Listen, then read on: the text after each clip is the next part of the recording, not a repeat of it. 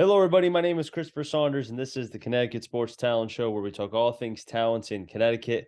And on tonight's show, I'm pleased to have from the Naugatuck Greyhounds their head baseball coach, Joe Iannotti. Coach, I appreciate you coming on. I appreciate it, Chris. Thank you very much. Big fan of the show, and I really appreciate all you do for coaches and players in the league. So thank you for all you do. I really appreciate it. I appreciate it. It's fun to be able to kind of talk shop and being able to, it's weird because not being able to broadcast spring games. Hopefully, I have an opportunity later on in the semis and championship games for the CIEC. But being able to kind of be away from the mic and just being able to watch games when I can, it's going to be interesting. And, the Naugatuck Greyhounds, last year you guys went 15-5.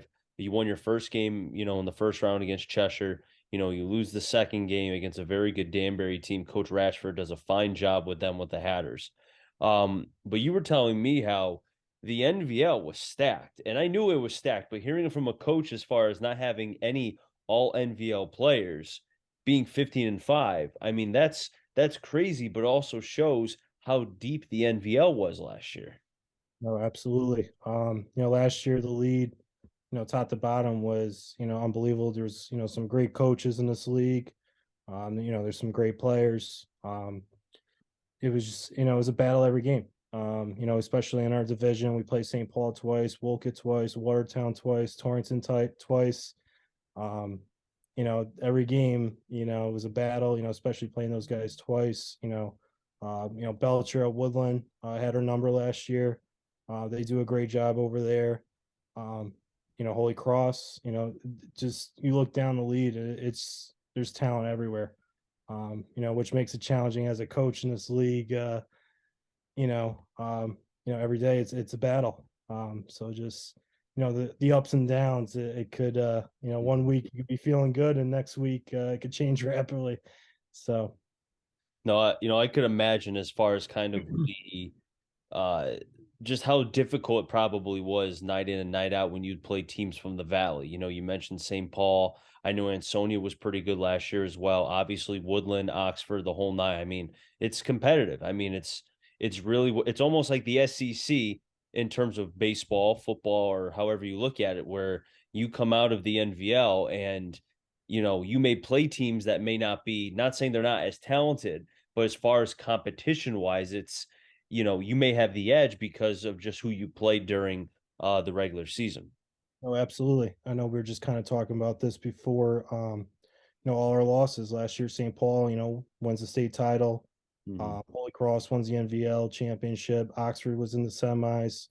Woodland was in the state championship game, and our state tournament game with Danbury, they knock off the number one seed. So, Mhm. we play some great competition, but like we kind of just talked about too, like we're in the double L tournament, so there's no easy game. So it definitely helps prepare us for tournament play. Because you want to be peaking when it comes May. Um, especially the tournament play with the MVL and the state tournament. Talk to me about some of the players that you have coming back, because I know some of them as far as from when I saw them on the gridiron, Blake Stone, Michael Diedelbaum, and then one of my favorite names, Andrew Tiska. I love that name. I wish I could have said it more for football, but again, because of so much talent, what was going around, it was hard to get everybody's names on gang tackles and such. But I know I would think it must be huge to have some of the football players who are also very talented baseball players because they can bring that mentality and kind of that swag in a way of what they had and try to carry it over to the baseball season. No, absolutely. A lot of those guys have played in big games, especially with the Ansonia game. So that definitely helps translate into baseball season. Starting with Blake and Andrew. First off, both awesome kids, tremendous kids. We're counting on them. Brady threw a lot of innings for us last year, but I have confidence in both guys that are going to give us a quality start when their numbers called each time. Michael Diedelbaum, another name. He's our catcher. He's kind of like the leader on the field, being the catcher, kind of being the general out there. Um, Dylan Sepulveda, another name. He played third base for us last year. He's an infielder for us. He contributed a lot last year. So we have a great group of seniors coming back as well. Mixed in, we're going to be counting on a lot of younger guys this year. But a lot of these guys have been working really hard, especially a lot of those football guys. Coach Anderson's really helped out with our program, getting guys in shape. We have some great coaches at Naugatuck High School with, him, Coach Wilson, Coach Roper. So having a lot of these athletes playing other sports has really helped our baseball program. Talking about like playing multiple sports, but I'm very excited about the group we have coming back with our senior leadership and mixing in with a lot of our younger guys. So Was there any pitchers early on? Because I remember the last time I saw you, pitchers and catchers were kind of going through their thing and getting their arms ready. Was there maybe a particular player that kind of jumped out early on to you? yeah, no, absolutely. I mean, everyone kind of knows who Blake Stone and Andrew Tisk are. Um, Aiden Adenowski has kind of made a name for himself, a senior who's worked really hard this offseason. He got himself in tremendous shape. We're leaning on a lot of sophomores. Kevin Sestari, sophomore. Damon Abate, sophomore. So we have a nice young group with those guys as well, where I think that they're going to really need to mature quickly, Mhm. especially a lot of guys being inexperienced with that varsity level. A lot of guys are going to be throwing the fire pretty quick. Like we kind of talked about. There's no easy game, so it's going to be.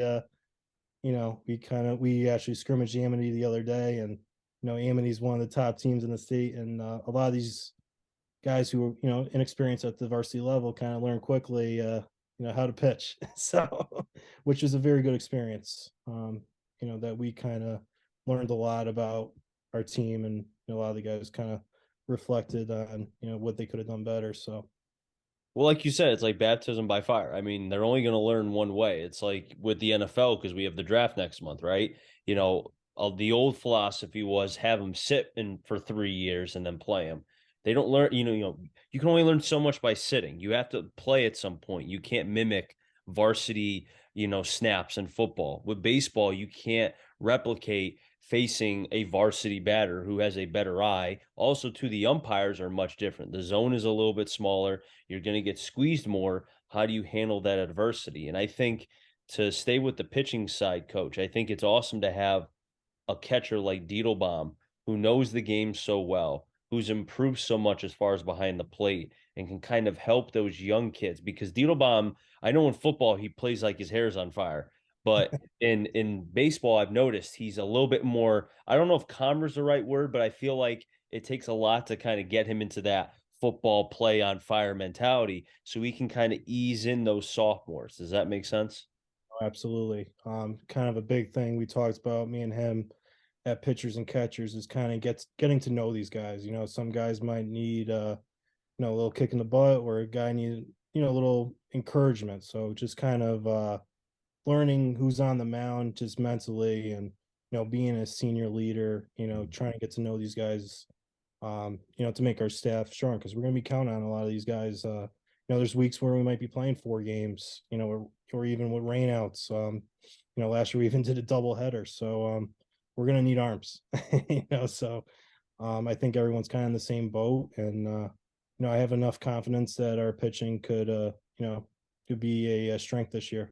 So Now, as far as the offense is concerned, and I know when I think of certain teams last year, like St. Paul, they had power. They yeah, didn't need to bunt, right? I think that goes without saying. I think Vic would admit he didn't need to bunt, right? He had guys who could hit for power, hit the ball far. And I mean, Ryan Daniels just had 5 RBIs for UConn today, and UConn won on a walk-off against Rutgers. that was Um, a very difficult lineup to pitch to. I could imagine. I give Woodland a There lot of wasn't credit. many Yeah. not many weaknesses there. Yeah, I mean, I could see that game kind of causing stress for a lot of people having to go up against that lineup. Yep. For Naugatuck in particular, what kind of lineup without giving up too much do you think, if I was to go to a game, could I potentially see? Will I be seeing a lot of speed? Will I be seeing a little bit of hit and run? Will I be seeing some guys that can get on base, high on base percentage? What Yep. exactly could I see? Good question. Like we kind of talked about earlier, we're still kind of learning our team. Hmm. Uh, I do think we have a nice mix and match between power and speed. I look at a kid like Alex Teixeira, a middle of the order bat. He put in the work this off season. He got, very strong, middle of the order guy. Diedelbaum, Kevin Sestari. But we got some guys that could, do the little things, which is really nice too. Like a kid like Thomas Berry, a senior leader. Mhm. He does all the little things really well. We got some speed. We get Jacob Gigino, Matty Steffen. We got some guys that got some speed as well. We could play a little small ball. We kind of talked about a kid like Michael Belcher, where we might, have to find ways to score a run. There's gonna be games where we're struggling, and I think we got some pop and we got some speed that we could compete, for NBL title this year. So, biggest thing too with our lineup is we want to put too much pressure on our pitching too. We got to find ways to score. Because I feel like when you're hitting, it just kind of relieves a lot of stress and you know um, puts a lot of pressure on your defense as well. So, but I'm excited about the lineup we could put out there. This upcoming season. So As you've seen so far with the hitters in particular, we'll get to the pitchers in a second. Um, are you pleased with, and I know it's early on, obviously it takes a while. You have to get a lot of at bats in before you can feel like you're comfortable at the plate, right? To get the jitters out, right? But as far as the batters are concerned, do you like what you've seen so far with their approach? Are they taking quality takes? Are they taking good swings at their pitches and not pitchers' pitches? Does that make sense?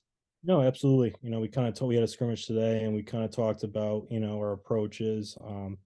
Trying to go the other way. We talk about a lot of situational hitting. Um, I think it's a big mental game when you're at the plate as well. And we talk about, I'd rather see, 10 quality swings than, 100, you know, bad swings. I'd rather see quality over quantity. But so far, so good. But, I think the hitting will come. It's going to be, as he's tell these guys, it's going to be streaky. You're not going to hit, over six, five, 600. You're going to slump. Um, so it's just finding that consistency and, um, if something, we get to make small adjustments as the season goes on. It's tough when you only got 2 weeks to work with these guys. So, it makes it kind of difficult. Well, also too, and don't forget as well, with only having 2 weeks, it's not like you're going to have Stone come out or Tiska come out and throw 100 pitches their first time out when the season starts, right? I mean, you're Oh, going to slowly build them up, but at the same time, like you mentioned with the younger arms, they're going to have to grow up very, very quickly as far as at the varsity level, or at least hopefully not go through the growing pains as steep as some would, right? Because Stone and as I mentioned before with Andrew, they may only throw 50, 75, whatever you may have thinking in your head early on, and then slowly build them up. yeah, no, absolutely. We try to find ways in practice to, not throw too much because I think people forget too. Not only are they pitching, every fourth, fifth, like Blake Stone's a big part of our infield. Blake, is a great infielder, and that causes a lot of stress on your arm as well. So like you got to be kind of cautious when thinking about guys' arms and keeping them fresh. Like last year with Brady was ready to go every fourth day, and but there was times where we had to kind of give him the extra day's rest, or maybe not play him in the field, and you just want to protect arms because like I kind of said earlier, you want to be peaking when it comes to May, keeping guys fresh and ready to go. How important is it for this group? Because it sounds like you have a younger group, a little bit maybe less experienced than last year with some graduations and such. How important is it to kind of not to say that you don't want to have success early on. I think anybody does. But if there is a struggle, let's say, and I don't have your schedule in front of me, but let's say Noggy loses a couple in a row, or maybe is a little bit below 500 in the first couple weeks of the season. I Yep. would think that you wouldn't be as concerned because, like you mentioned, you want to peak towards May. You want to make sure that you're going into what hopefully will be a nice spring with the warmer weather and then have the Greyhounds getting at a better start, right? It's not how Uh, you start, but how you finish. Absolutely. So last year we actually won 10 of our last 11 games. So I felt that as the season went on, we were playing a lot better baseball. So I kind of tell these guys, trust the process, and when we're doing these drills, it's going to pay off in the end. So actually, this season we open up at Wolcott and then St. Paul that Monday. So we'll kind of learn very quickly to start the year. Two top teams. Mhm. This upcoming season. With you know two great programs. Kind of quickly how where we're at. So, um, obviously, we're going to compete, but two games aren't going to make the season. But like we kind of just talked about, we want to be peaking once it comes to tournament time, and we're ready to go. And So those division battles are always tough, especially in the Iron Division when you're facing a Woolkit, a Torrington that lost in the second round last year. I saw as well. They had a very good team. You mentioned St. Paul. Those division games, I feel like the kids, I've always believed, and I said this during the football season, and even basketball season. Throw away the records at that point because now you're just playing for. You're looking at mano y mano. You know what I'm saying? yeah, and I think every year too, with the league is like a team like Seymour this year, could be they've had a lot of great teams as well. Like every year, there's a team that kind of comes out of nowhere, and I Mhm. think the league is really balanced, and which makes it a lot of fun. I think obviously St. Paul was, you know, um, that was probably one of the best lineups I saw, and they had a great one-two punch. But I think in years past, though, it's been very competitive. We tell our guys all the time that we want to be playing at Municipal Stadium. We want to be playing in big games. That's always our goal every year. So that's where you want to be. It's just a lot of fun. I mean, it's exciting. It's fun baseball. Is there a particular player, coach, and I appreciate you coming on. Is there a player that maybe people did not see a lot of last year or maybe sleeping on this year that they should be on the lookout for or maybe that they'll be hearing a lot of come this season? Um, Good question. I think we have a lot of guys. It's definitely hard to pinpoint. I kind of, we talked about Blake and Andrew already are, kind of our 1-2 punch, with Dito Bomb, kid like Dylan Velveeta. He's, played third base shortstop. He was like our leadoff hitter last year. He had a great year with the bat. A kid like Aiden Adanowski's been swinging a really good bat this preseason. Alex Teixeira in the middle of the order, Kevin Sestari. Um, you know, just going around the diamond, I think we have a lot of guys that have a lot of potential. Um, but a kid like Damon Abate as well.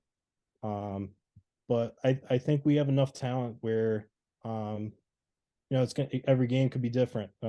So I want to say on a one guy, but I think it's gonna be a team collective that we could succeed this year. So which I'm really excited about. No, it's You know, one of those cases, and I agree with you, coach. I think it's good to kind of have not so much the focus just on one particular player, but have like a group. Because if you think about it, St. Paul, like you mentioned, it wasn't one player, it was a litany of players, right? And then they had obviously their pitching staff, which was very deep as well. And that's not, not to say that that can't be done. It's hard when you have a once and probably a generation kind of team like that. But if you right. can come close to having something like that, especially in Double L, which is a gauntlet, that could be something good for the Greyhounds. Oh no, absolutely. I think this league definitely prepares you. So it's going to be a lot of I think we'll have a little growing pains, but we had a great senior class last year that helped me as a first year coach last year to help set the foundation and Mhm. my philosophies and beliefs, and I'm very appreciative of that group and the coaching staff I put together. So I think potentially we could have a really good year. So which I'm really excited about. As you enter your second season, coach, and I always like to ask coaches this. I know, you know, with the major league game kind of changing in a lot of ways and the whole thing with launch angles and elevating the fastballs, and you're not seeing as much as far as changeups, although that's slowly coming to be hopefully coming back. Have you seen that game at the highest level starting to trickle down to the high school level? Where as far as the batters are focusing on trying to loft their swing, and for pitchers, not so much pacing themselves, but kind of throwing everything they got every single pitch, 100%. I could see it a little bit. I think a lot of these guys are on social media now, and you know, watching these, major leagues or any major sports. So I definitely think there's definitely copycatting, but um, we still focus on the fundamentals and playing small ball. A lot of we talk about launch angles, but I haven't really noticed it too much, but I could definitely see it head in that direction someday, um, especially with a lot of these kids. So I'm definitely curious how in years up, coming up, how that changes. And speaking of changes, is the changeup because I was a big changeup guy because I didn't throw 90. I threw mid 70s, low 70s, if that, right? Yeah, But was the changeup, is that something that a pitch that is preached in your program?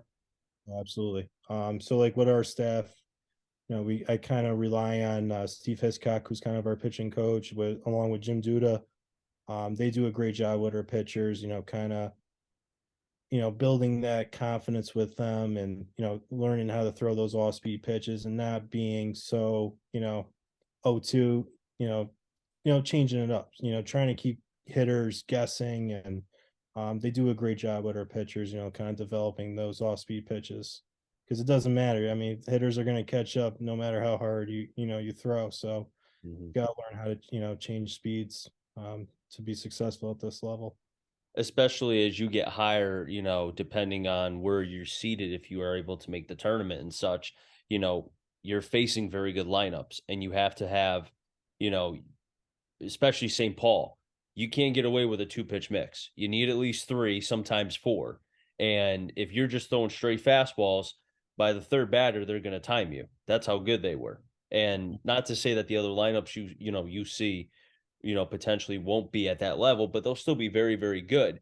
You have to have something to kind of keep them off their, that back foot a little bit, right? You want to kind of catch them chasing and almost in a lot of ways have them thinking, all right, is he going to front door me on the changeup? Is he going to back door me, depending if it's a lefty or a righty? You want to play the mind games. It's a chess game in baseball, dude. No, absolutely. Got to keep hitters guessing, and especially with all these pitch counts. So you got to be, we always talk about, Economical. Yeah. yeah. So always talking about trying to get a hitters, and even preaching to our fielders too, just making the plays so that we don't get in situations where Mhm. uh, pitchers could throw their off speed stuff and you know keep them in the game as long as we can. So which makes it tough. Coach, I appreciate you coming on. A lot of fun being able to talk with you about the program and such. Best of luck as far as this season.